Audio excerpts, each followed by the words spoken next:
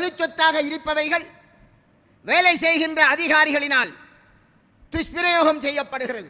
ஒவ்வொரு காரியாலயத்திலும் A4 size பேப்பர்கள் இருக்கும், சில ஆபீஸ் விடயங்களை குறிப்பதற்காக. இந்த வேளையில் அந்த ஆபீஸிலே வேலை செய்கின்ற அந்த நபருக்கு அவருடைய மனைவி கால் பண்ணுவான், எங்க நீங்க வரும்போது வீட்டில் சாமா முடிஞ்சு, கொச்சிக்காய் முடிஞ்சு, வெங்காயம் முடிஞ்சு, நச்சீரகம் முடிஞ்சு, மா முடிஞ்சு, உப்பு முடிஞ்சு, மல்லி முடிஞ்சு என்று சொல்லுவார். இவர் போனை வச்சுக்கு என்ன செய்வார், முன்னுக்கு தானே பேப்பர் இருக்கு, A4 சைஸ் பேப்பர், ஒரு 5 ரூபாய் பேப்பர். அவர் என்ன செய்வார், அந்த பேப்பரை வச்சு நோட் பண்ணுவார். அது அவருக்கு பெருசாக விளங்காது. அல்ல அந்த பேப்பரில் ஒரு துண்டை கிழிச்சு எடுத்து போட்டு, கிழிச்சா மற்ற துண்டு டஸ்ட்பின். அவர் எழுதுவார், பொஞ்சாதி ஊட்ட இருந்து சொல்ல இவர் எழுதுறார். இது அவருக்கு கணக்கு கிடையாது.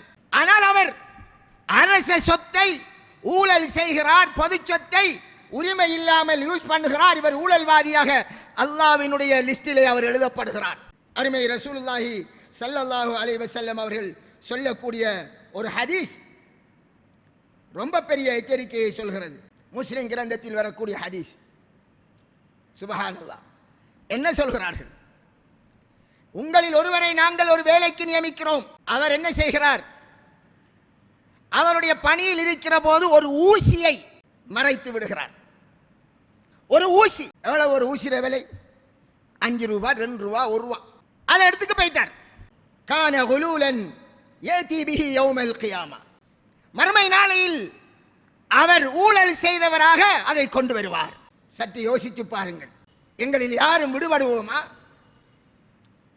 பேனை ஆபீஸிலே, ஆபீஸ் வேலைக்காக நிறைய பேனைகள் இருக்கு. வீட்டிலே பிள்ளைகளுக்கு பேனைகள் வாங்குவதை விட ஆபீஸுக்கு வாங்கப்பட்ட அந்த 100 பேனிலே இன்றைக்கு ஒரு பேனை, ஒரு கிழமையால் இன்னொரு பேனை என்று ஆபீஸ் வேலைக்கு எடுத்த மாதிரி சேட்டில் பொக்கெட்டில் கொளின மாதிரி அவர் வைத்திருவார். அது அவருக்கே மறந்திருக்கும் நாம் எத்தனை பேனை எடுத்தோம் என்று. மலக்குமார்களுக்கு மறக்குமா? இல்லை அல்லாஹ்வுக்குத்தான் மறந்து விடுமா? மறுமை நாளையிலே அனைத்தையும் அவர் கொண்டு வருவார். கொண்டு வந்து எங்கே போவார்? அவர் போகின்ற இடம் நரகலோகம்.